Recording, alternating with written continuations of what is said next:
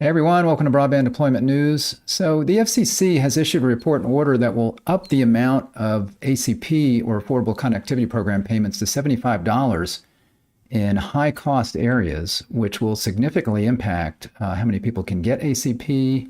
Well, not really. How many people can get a $75 subsidy, and how long the ACP funds will last, and how much money it would take to continue that program. So I'll be right back to look at the details.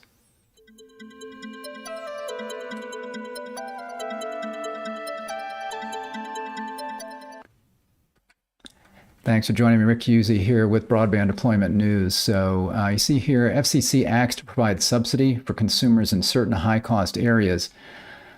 So I have linked to this. This is on the FCC site, and there's a link to the report and order, the news release. I'm going to look at both of those today, as well as statements from Chairman Rosenworcel and then Commissioner Starks and Symington. So you can go there. I linked to that. I also I think I linked directly to these two documents as well. So first we'll look at the news release.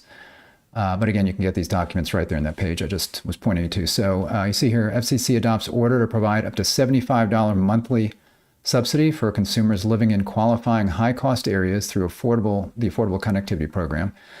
And as I look at this, it's obviously a benefit to consumers in that area because they can get a higher benefit.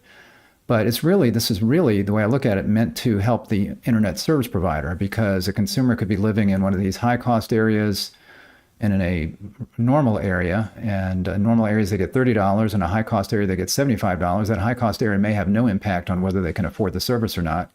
So it's really, I think, to help out the internet service providers as we read through this. And it obviously is as far as economic hardship. But when it talks about economic hardship in here, it's talking about to the internet service provider, and not necessarily to the internet subscriber that needs a subsidy. So you see here, the Infrastructure Act specified that the $75 monthly benefit would support providers that can demonstrate that the standard $30 monthly benefit would cause them to experience particularized economic hardship, such that they would be unable to maintain part or all of their broadband network in a high-cost area. Congress separately directed the NTIA, in consultation with the Commission, to identify the high-cost areas that would be eligible for the enhanced ACP high-cost area benefit. So there's high cost is being used in two ways here. One is just high cost. Well, it's kind of the same thing. So it's a high cost for the internet service provider to provide service in certain areas for various reasons, and that's really kind of separate from the ACP, because it's going to be a high cost whether a subscriber is on the ACP or not. So they're going to have to provide service to subscribers that are not getting a subsidy, as well as those that are. I think it's all high cost in the same way, though. I don't think the NTIA has come out and specifically told the states which areas are high cost. I believe that when they allocated the funds, according to a statement in here, or one of these that I'm going to read through, that the NTIA, when they were allocated funds based on what the number of high-cost areas in the state, but I don't think they necessarily outline what those are. Could be wrong, but I don't think they have. So maybe they will be doing that, or maybe they're leaving that up to the state, where they gave the states a certain amount of money, and then the states need to determine that. So that's a little unclear to me. I see here the report and order is expected to incentivize providers to participate in the ACP or remain in the ACP in rural and insular areas, following further narrowing the digital divide. I don't think this incentivizes the service providers. Maybe it does more. Because they can provide a higher subsidy. The way I'm seeing it is, what it may do is that an internet service provider that is operating in a high-cost area, meaning that generally that's going to mean maybe a very rural area where there's not many customers. They're not densely located, so you've got customers distributed over long areas. So it's more difficult, more expensive to deploy that network, then it's more expensive to maintain that network, because you have very few customers per mile, and in some case many miles per customer if we're talking about farmland. So in that case, I think they'd still be participating in the ACP, but it will help them to get maybe $75 instead of $30, because that will I think it could incentivize the subscribers, more subscribers to sign up when it's like, well, $30, maybe they didn't think about it so much, but then $75, maybe more subscribers who qualify would be willing to sign up for the ACP if they can get $75. And if the internet service provider can get more subscribers that ordinarily would not have signed up for them or with them because they're getting a $75 benefit, then that gives them more customers in an area. And that's better. The more customers they can get in an area, then the easier it is for them to make an economic case to serve that customer. But the $75 subsidy, they're giving that away, right? So they provide the service, and then that $75 subsidy, it just helps pay for that. They have to give that to the subscriber. So I think it could help them get more subscribers that maybe would not have signed up for the ACP, but I think they would be signing up for the ACP anyway, because they want to get as many subscribers that they can, and offering that subsidy helps them do that. So that's my thinking anyway. So I want to look at what they're talking about here in these two things. So this is high cost area as defined in the Notice of Funding Opportunity on page 13, and I linked to the Notice of Funding Opportunity in this description as well. So you see here, high cost area. The term high cost area means an unserved area in which the cost of building out broadband service is higher as compared with the average cost of building out broadband service in unserved areas in the United States, as determined by the NTIA, the Assistant Secretary. Incorporating factors that include, number one, the remote location of the area. That's very important. Number two, the lack of population density of the area. They kind of go together there. The unique topography of the area. That could mean, that's generally also the case where you've got, well, it could be like a mountainous area where maybe you do have a good number of subscribers, but it's very expensive to, let's say, get fiber to those customers.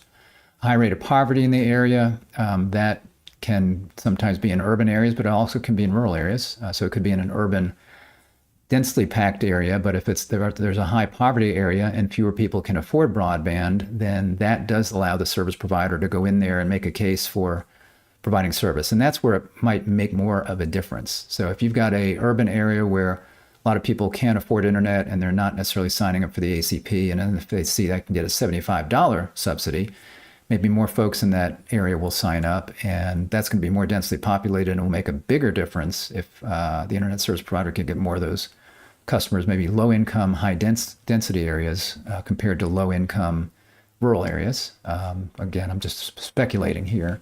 Any other factor identified by the Assistant Secretary in consultation with the Commission that contributes to the higher cost of deploying broadband service in the area. So it's a little bit vague in the sense that I guess they've got to look at how much it normally would cost to provide broadband in most areas that are not really rural, that have got, like say not low poverty areas. And then, they've got to make some determination.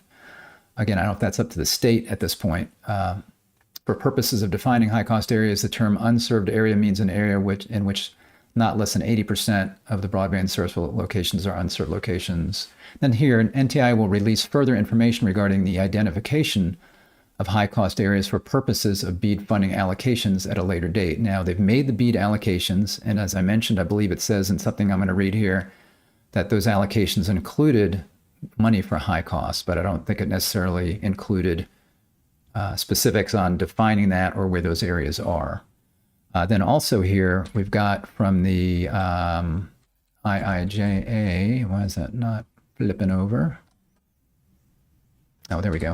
We got the IIJA. So this is from the actual text of the Infrastructure Investment and Jobs Act. So you see here, let's see, note regulations, high cost areas. The Commission shall by regulation establish a mechanism by which a participating provider in a high cost area, as defined in section, and then it's got definition there of the IIJA, may provide an affordable connectivity benefit an amount up to the amount specified in subparagraph A for an internet service offering provided on tribal land upon a showing that the applicability of the lower limit under subparagraph A to the provision of the affordable connectivity benefit by the provider would cause particularized economic hardship to the provider, such that the provider may not be able to maintain the operation of the part or all of its broadband network. I think I pulled the wrong text here. I think there's something similar that talks about areas that are maybe rural, those kinds of things. So this is particularly about tribal lands. And in tribal lands now, that was already in place where you could get a $75 benefit. So the ACP, basically, it's a $30 benefit for all areas except tribal lands, which is 75. And now moving forward, it's going to be 75 in any areas that could be deemed high cost. And as we were looking at, that high cost could be population density, rural areas. So they are opening this up, this $75 benefit. So the $30 benefit's already available in these areas, but they're opening it up to more than double that in really lots of areas in the country, rural areas, again, some urban areas that are low income, where it's going to go from, before it was not tribal land, so it was $30. Now it's going to go to 75. So we're already looking at 20 million people signed up for this. And if suddenly some percentage of those 20 million that are in urban low-income areas or rural low-income, rural not dense areas are suddenly going to get $75, then we're going to chew through that money even faster. Right now, it looks like with 20 million signed up, if it doesn't grow anymore, we're looking at about this time next year that we run out of funds. If you suddenly more than double what could be a significant percentage of the people that are on the ACP right now, that money is going to go even quicker. And then that also means any future funding is not going to go very far either. So, if they decide that they're going to fund this again, then suddenly a number of people are getting 75 instead of 30, then that future funding is going to run out quicker as well, or it's not going to go as far. And just so you're aware, it's, the hurdle to get on the ACP is really not that high, because there's actually over a third of the households in the United States, almost 40%, I think it is. So 4 out of 10 households in the United States actually qualify for the ACP through the various ways that you can qualify. So 4 out of 10 households qualify for it. So that's, forget how many million of households we have here in the United States, but 20 million are signed up right now. So again, going from $30 to $75 would make a significant impact in that. So I was going to go a little further down to here so we see what the order does. It adopts rules to implement the up to $75 monthly ACP benefit in high-cost areas. And by the way, this is not required that the provider offer this. They could still offer the $30, although I don't know why they wouldn't want to offer this, but they can. They don't have to. It defines particularized economic hardship, which was in the IIJA text that we read. Sets the process for reviewing and making determinations on the provider's economic hardship submissions, creates a requirement to annually resubmit an economic hardship, showing that they can continue that or should be able to continue that. And again, this is all on the ISP. This has nothing to do with the subscriber itself. It's just whether or not the subscriber is deemed as living in this high-cost area, then the internet service provider can offer that subscriber the higher benefit. Outlines the steps providers must take to provide advance notice and a transition path for ACP consumers if the provider no longer qualifies to offer the high-cost area benefit. So I think what they're saying there is if the provider says, oh, hey, we are high cost because of a particular factor in their area, so they can provide $75. If suddenly that factor goes away, and if the way that they get determined that it's a high cost area, in other words, suddenly they are not losing money, that's basically what we'll read here in a minute, if they're losing money. So if they're not losing money all of a sudden, then they can't offer the 75 anymore. They could still offer the 30, but they can't offer the 75. So they have to provide advance notice of that and let consumers know, hey, you're no longer going to get the $75 benefit. It's going to go to $30. So that's in this press release. So let's take a look at the report and order. You see 6 report and order. I'm just going to look at a couple of things in here. I've linked to this where you can download this and read it for yourself. But a couple of things were just, to me, kind of odd. So you see here, determination of high-cost areas. Pursuant to the Infrastructure Act, the IIJA, for purposes of the ACP high-cost area benefit, the Commission must use the definition of high-cost areas established by the NTIA for its BEAD program. The ACP statutory provisions specifically reference NTIA's determination of high-cost areas under the BEAD program and defining a high-cost area for the ACP high-cost area benefit. So it sounds like they have to rely on what the NTIA says is a high-cost area, but I don't think that's been nailed down yet. As such, the high-cost areas used by the Commission for the ACP high-cost area benefit will be the same as the high-cost areas used for the BEAD program as determined by NTIA. So they say all of that, but then they go in here and they kind of define that, what was it? I can't remember the economic hardship thing. Can't remember the first word there. We'll see it. So by definition, high cost area. Did I read that already? I think I did. Hold on here.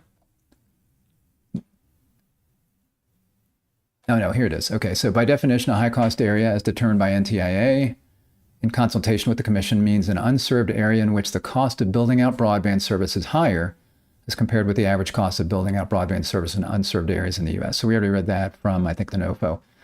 On June 26th, 2023, NTIA announced the state allocations for BEAD grant programs. As part of BEAD, NTIA has made state allocations in part based on the determined high-cost areas within each state. So again, here it sounds like they're saying that the NTIA included the calculations for high-cost areas in the amount that they granted each state.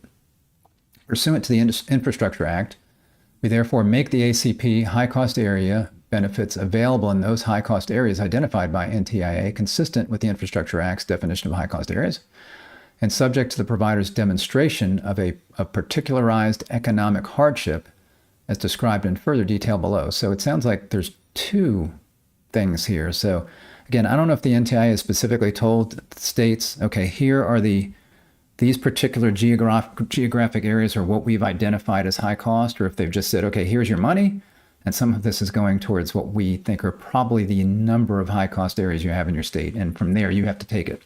I don't know how that works. Eligibility, but then the FCC comes out and says we're going to give another definition here of how you'd identify a high cost area.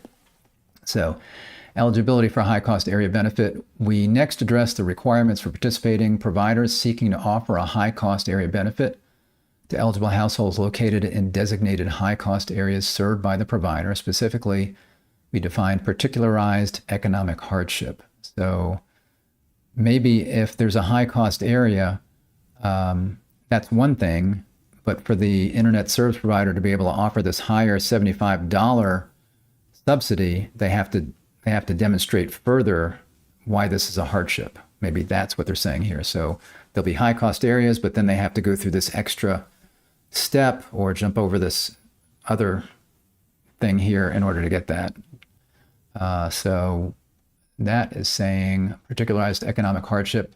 First, consistent with the Infrastructure Act, we will require a participating provider to demonstrate economic hardship to be eligible for the high cost area benefit. The Infrastructure Act directs the Commission to establish a mechanism whereby a participating provider in the high cost area may provide an enhanced monthly benefit up to $75 upon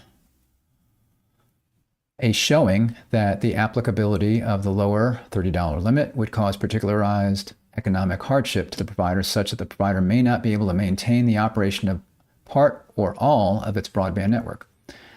We implement this directive by requiring a participating provider seeking application of the high cost area benefit to demonstrate the economic hardship to which it would be subject if only the standard $30 monthly discount were applied to its provision of ACP service in high cost areas. Again, I'm not quite sure how this benefit, whether it's $30 or $75, increases the hardship, other than the fact that maybe at $75 they can get a few more ACP people to sign up. It's not going to make their infrastructure any less expensive. So I'm not understanding this completely, how this benefits them, other than, again, maybe being able to get a few more subscribers that they would not have gotten because the subsidy they can provide is $30 instead of $75. And also, I guess, in certain areas, well, really everywhere, they're supposed to provide a low-cost option, a low-cost product on any funded network. So, and there's some leeway there from the state on how much a low-cost product would be. And maybe in these high-cost areas, by getting a higher subsidy, it makes it a little bit easier to provide a low-cost product. But then again, that's only for ACP subscribers. It's not for everybody. So it only applies to ACP folks there. So again, I'm not quite sure how this is all working together. So next, we define particularized economic hardship by focusing on the provider's operating costs and revenues in the high-cost areas where the provider seeks approval to offer the high-cost area benefit. We find that a provider that demonstrates it is unable to cover the costs of maintaining the operation of all or part of its broadband network in a high-cost area where it seeks to offer the high-cost area benefit, as described below, meets the particularized economic hardship standard. Hereafter, we describe such as a provider as operating at a loss. I don't know any operator that's going to want to operate at a loss. You don't operate a business at a loss.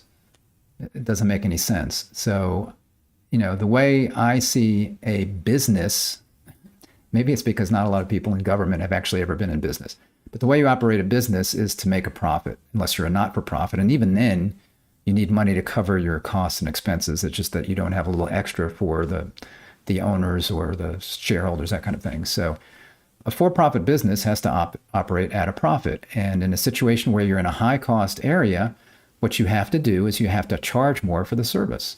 So where you might be able to charge, let's say, $60 a month for a gig internet service in one area, you might have to charge $80 a month for service in the other area.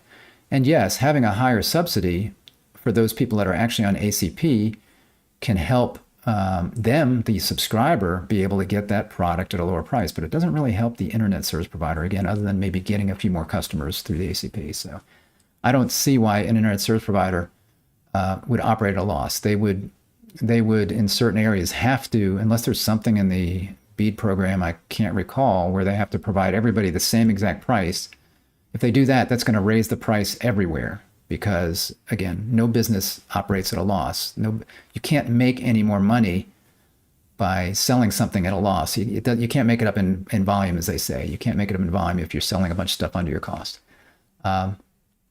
So to establish particularized economic hardship, we will require providers to submit documentation, such as an income statement, showing that they are unable to cover the costs of maintaining the operation of all or part of their broadband network for each high-cost area, which the high-cost area benefit is being sought. Aside from the required documentation, we will also require each provider to certify to explain how the up to $75 a month high-cost area benefit would materially improve the provider's ability to offer service through the ACP and maintain and operate its broadband network. I don't know how they do that, because again, they're getting a subsidy that they're going to be giving right back to the consumer. So how does that help them, other than the fact that maybe they get a few more subscribers that they wouldn't have gotten because they're offering a higher subsidy? So I don't know how they can say that this is going to help them, unless they try to quantify that and say, well, we think, with a $30 benefit, we can have, a certain percentage of our subscribers will ACP. We think that if we offer $75, we'll get an additional X number of subscribers, and that will help us be more profitable because we'll have more subscribers, paying subscribers in that area. And but again, that money, that subsidy, really goes to the subscriber, because they're giving the service away for free in a sense, or they're highly subsidizing it. If it's an $80 gig service, then the subscriber pays $5. So they're getting $75 from the government, they're getting $5 from the subscriber, they get their $80 package. So if you page through here, they talk about how they rejected certain, like we reject ACA Connect's suggestion to interpret particularized economic hardship to mean those instances where the provider administrative costs of participating in ACP exceeds the benefits received, etc. We also declined to define that as serving of less than a commission-defined threshold of broadband subscribers across a smaller provider. So there's different things that other associations and whatnot have submitted that they rejected. Here's one from WISPA, that's the Wireless Internet Service Provider Association. We also disagree with WISPA's position that small internet service providers lack the administrative resources to establish their specific costs to provide broadband service in an area.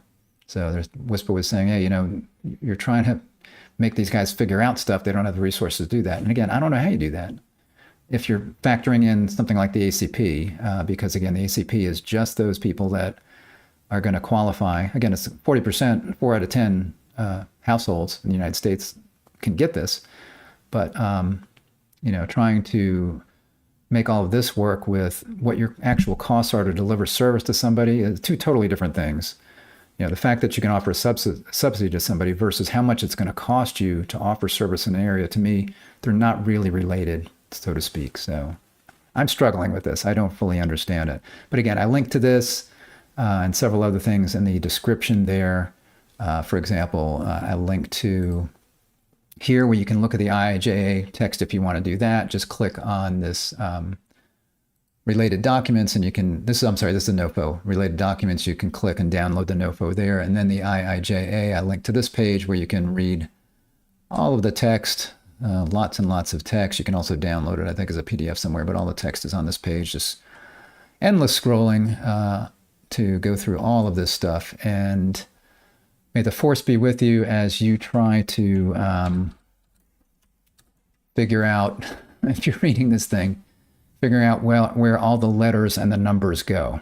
Because as you scroll through it, you're like, what is this thing referring to? Which letter, which number? So that's certainly no fun to look at. But I did pull a little piece out of there for you earlier that was related to this. So there you go. Don't fully understand how it all helps. I'm not sure how many internet service providers are going to be able to do this, considering what they have to. They're probably going to look at this and go, let's see, what do I need to do to be able to offer this $75 benefit? And then what do I think I'm going to get out of that? When they do that, I don't think anybody's going to want to do this, because they're going to go, what am I going to get out of this? Well, let's see, I'm going to be able to offer a higher subsidy.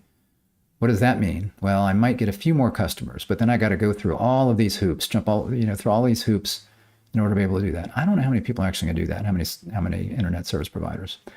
And again, there's the other issue where you've got the ACP running out of money a lot sooner if this did take off. I don't expect it to take off. If it did, though, if suddenly a lot of rural internet service providers started offering $75 because it's a rural area and it really is expensive for them there, then that would really significantly increase the cost of the ACP with the money that we have now, as well as any future money that would be allocated to it. Thanks for joining me today. If this was interesting or helpful, if you would give me a like on the video, I'd appreciate it. Just click the thumbs up. If you're not subscribed, click the subscribe button. Click the little bell next to it to be notified when I'm live. I appreciate it, and I'll see you next time. Bye-bye.